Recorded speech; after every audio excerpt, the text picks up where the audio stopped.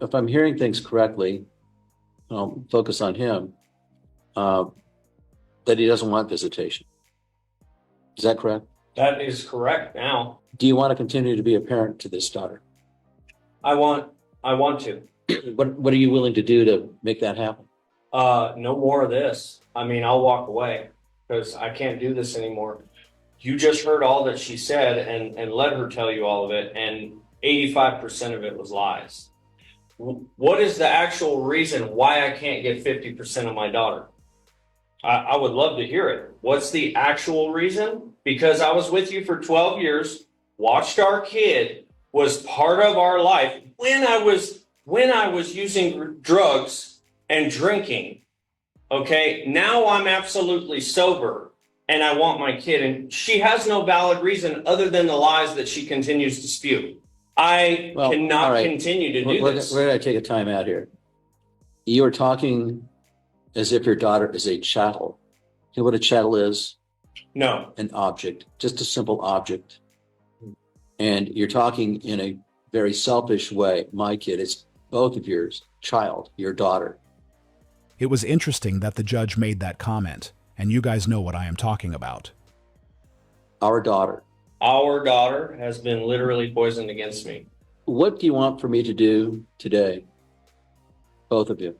I would like for there to be contact with the courts and her counselor so that we can establish a healthy foundation. I don't want him giving up. Already said that he's willing to disconnect. Now she is the one who doesn't want him to give up. I guess someone just regretted her actions, but why did it have to get to this point for her to realize that what she was doing wasn't normal? She has an ex-husband who genuinely wants to be present in his child's life, but instead of being supportive, she was using this situation as a way to get back at him. I think he's talking out of emotion right now, and I shouldn't be standing up for him. I'm willing to listen to him talk for himself, but you're right. What I'm saying is, if you're not willing, both of you, to embark upon a problem-solving attitude and be more respectful of each other, you're going to continue to have trouble between you. This is something that really requires accountability from the parents. All of the decisions have been handed over to her. I am to a point where I'm done because I see, it's extremely hard to parent somebody who is acting just like their mother towards you when their mother is full of, as it would seem to be, just a ton of hate and resentment. It manifests through our child. I never talk about her to my daughter, okay? And if I do, it's just bringing her name up because something needs to get done.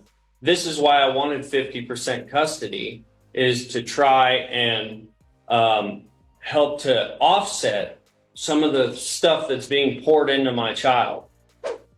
If he's willing to walk away when he really want to be there, you know it's real. I have never seen or heard a judge tell a woman to stop referring to their kid as my child. Do you want to continue to be a parent to this daughter? I want to. What are you willing to do to make that happen? I was completely confused by this judge. Why does he have to fight just to be a parent? It's hard to understand why the judge would ask him that question when he was already doing everything he could to be close to his child. And the only reason he couldn't was because the child's mother was making it difficult. So why question his willingness to do whatever it takes to be present? I think the judge should have redirected his attention toward the child's mother, since she's the one making things difficult for no valid reason. We can establish a healthy foundation. I don't want him giving up. I think he's talking out of emotion right now. I understand where she's coming from. If he gives up, it will no longer make sense. The fun will be over. I've noticed that some parents use situations like this to take revenge on the other parent, without acknowledging how much it negatively affects their child. What many of them don't understand is that even those who truly love their children and are willing to go above and beyond to stay present also have their limits. And she learned it the hard way. He realized that there's no point in keep fighting when the person who should be supportive was only making things harder. I guess she saw it as a game, and that's why she was almost begging him not to give up on his kid when he finally decided that enough was enough. Now she doesn't want him to give up. But the truth is that he wouldn't have to face so many challenges just to spend time with his child if she weren't making the whole process so difficult.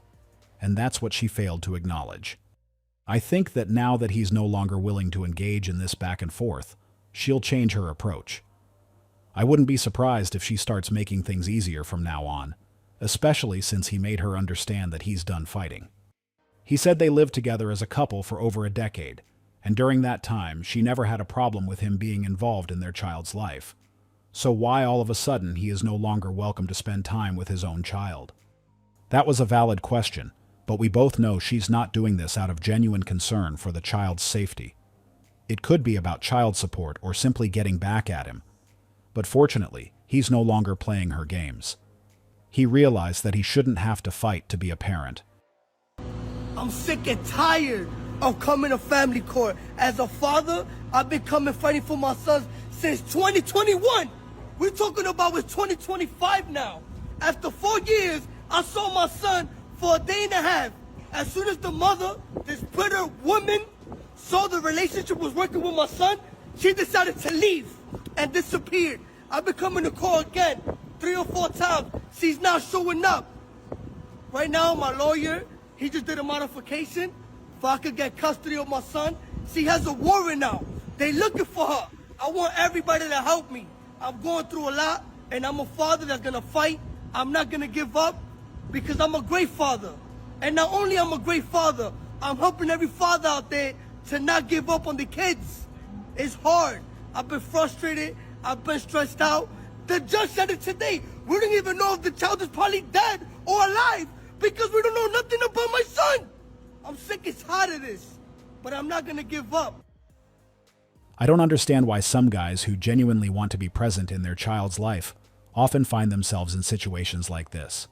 The child's mother should be happy and willing to support and facilitate the father and son's relationship, but instead, she disappeared with his son, without considering that the one truly at a disadvantage will be the child who is growing up without his father's presence.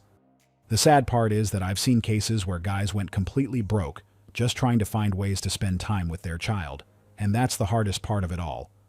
A parent shouldn't have to face this kind of struggle when they're simply trying to do right by their child. And we know why she's doing it. She's probably mad at the child's father, and this is the strategy she's using to get back at him, which makes no sense. Their son shouldn't be caught in the middle of their issues or kept from seeing his father just because they have problems.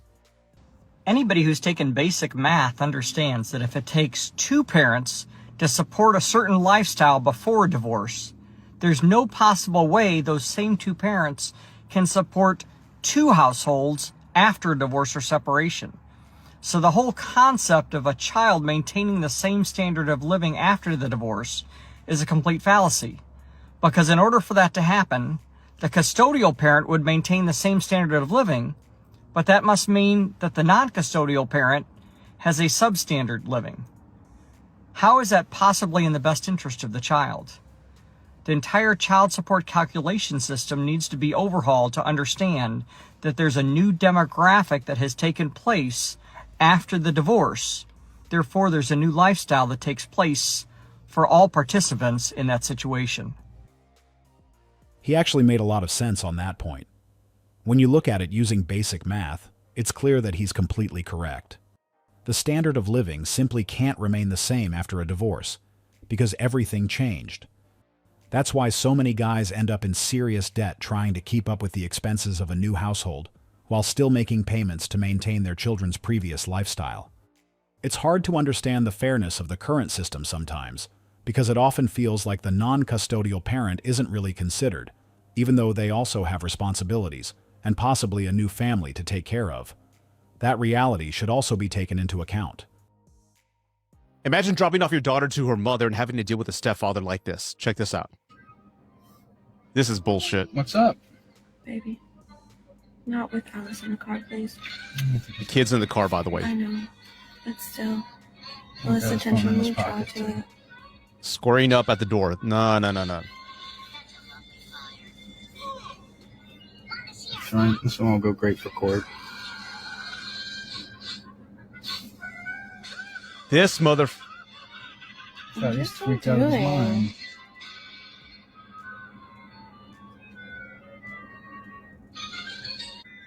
I'm going to pause it right here. Imagine dealing with a divorce and having to co-parent with somebody else. That's a very difficult transition for everybody to make, especially the kid. Why would you be a idiot? Yes, I'm calling you out to date somebody that's going to be this toxic and bring them into the equation. It's hard enough on your child and everybody else involved to deal with this new adjustment in life. Why would you be stupid enough to date somebody who's only going to make the situation worse by aggravating the father of your kid? Why would you be so stupid? This aggravates the hell out of me.